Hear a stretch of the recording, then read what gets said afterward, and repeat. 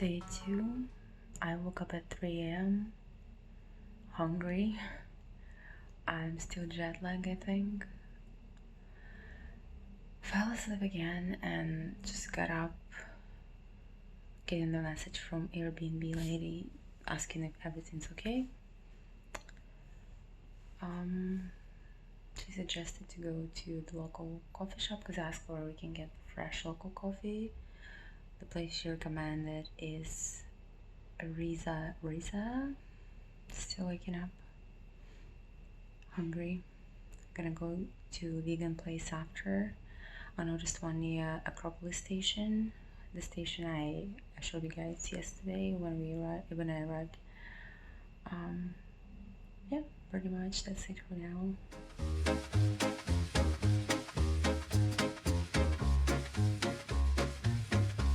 Okay, it arrived. So this is Greek coffee, no sugar. Arena has medium sugar. Arena, your review. Good, so, bad, fantastic.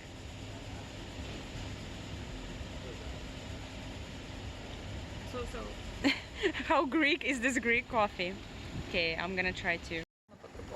First reactions, just first.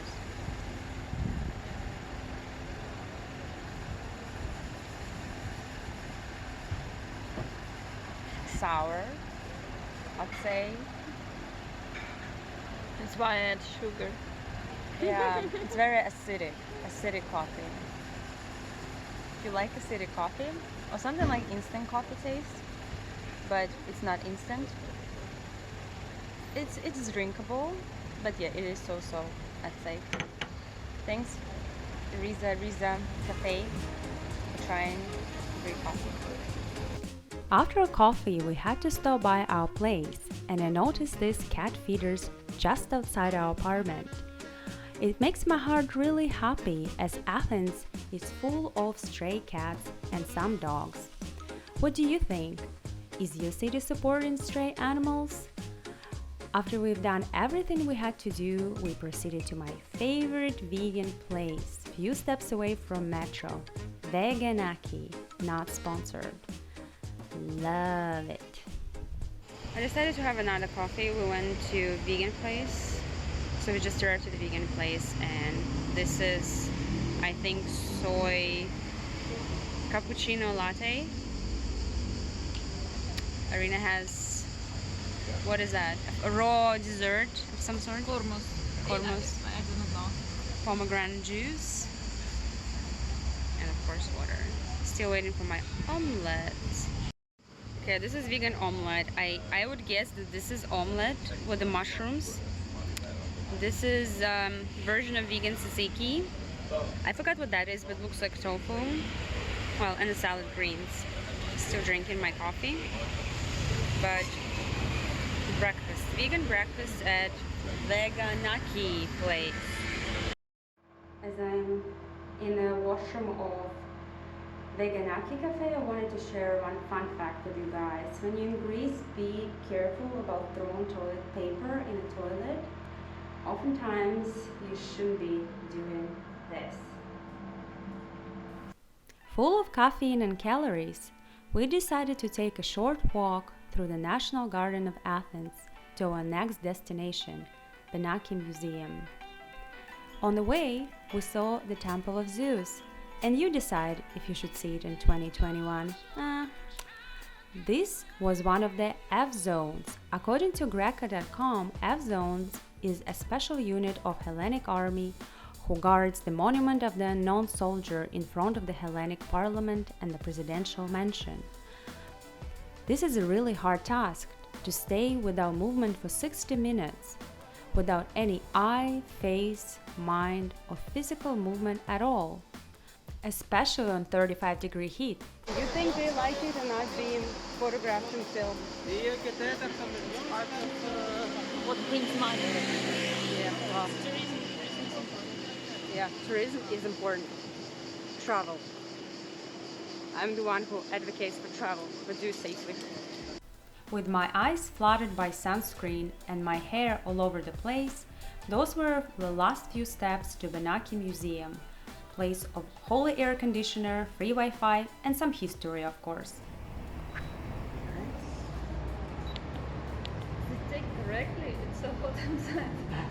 I know, but you're fine. Yay, thank you. As at the time, museum maps were available only in Greek and German, I decided to follow my internal GPS. I don't like to read in the museums. I like groups and guides, but at the time, Benaki Museum couldn't offer it due to pandemic. I don't like to read because it usually states obvious things like this is the lady with the plant on the picture. But at this time, I liked that they had QR codes. Every exhibit had this little QR code under it, and I decided to test it myself. You just scan it with your phone and wait a few seconds, especially with my old trusty LG G7. Thank you. Hold on, the sound would come. The Attic red figure Lutrophoros, decorated by the Saburov painter, who produced this between 450–440 BC, survives only in this portion of the body, which preserves the scene of the wedding. There was one moment that I got so tired and I wanted to sit down. And I almost sat down on some sort of antiquity. I almost sat down on some pillar from centuries BC. That was a close call. Okay. Another interior design idea. Is there any difference? Imagine that as the entrance to a kitchen, let's say. When you don't know how to organize your china, look at this. This. Or that. Just in case you don't want many shelves. Some of my favorite exhibits included outfits and jewelry. I like to see what people of different social classes were wearing during different historical periods. You cannot not get fascinated by the level of craftsmanship in this jewelry. I like Byzantine jewelry. I'm not quite sure about the period of this exact jewelry here, but the level of craftsmanship is amazing. I'm not big on history, but if you have that time in Athens, I do recommend you to visit Benaki Museum, if only for jewelry and textiles displayed there.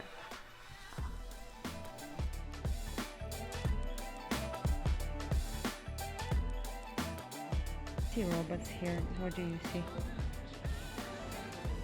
Polaroid. They knew something. They knew something about the future.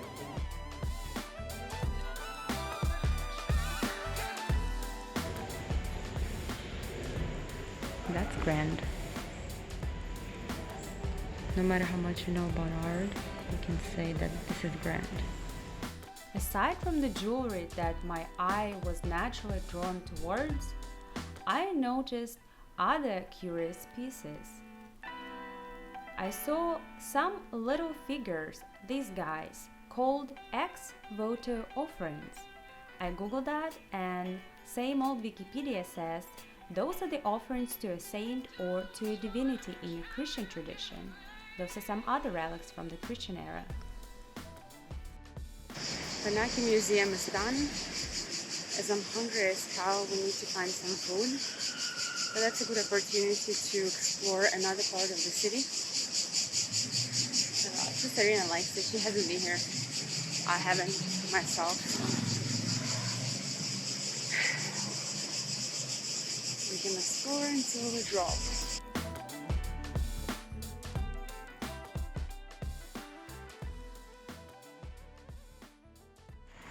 So Europe to me is few staples. Square with the guy on the horse, church, some fancy train station, or a train station somewhere next to the city center. What else? This must be something else. Irina, what do you think are the staples of an European city? River. Yes, river. For sure. City with the river going through it somewhere in the middle of the city. Subset of that is having the city with a river that divides it on the old town and new town. But yes, river. Athens is also scooters and motorbikes. I'd say this is one of the things they should print on their postcards. A little stop as we're figuring out where to go. But I just think it's a nice little public area outside of this. Very pretty. Here, pizza. Interesting juice choice. Beverage choice from herbs. Also interested about this. Is it really cannabis? I doubt that, but for all of this. Food is gone, but I'm gonna say that this place, Mystic Pizza, is amazing. I had truffle mushroom pasta with like vegan shredded cheese. He gave me vegan dessert after. So I highly recommend that for vegans. It's not fully vegan place, it's just vegan options place. But I really like her food. You like your food? Yeah? So fantastic? Good. So we're happy. Thank you. Pomegranates. I don't know, I'm just excited about food growing everywhere. We're in some sort of graffiti street now. I'm pretty sure we saw the tour guide with the group talking about graffiti. To me, it's a little tasteless. To me, this graffiti is a little tasteless, just for how badly it destroys local buildings that would look way better and make the city look better if graffiti was not on them. But I mean, for someone, it's probably nice and hip.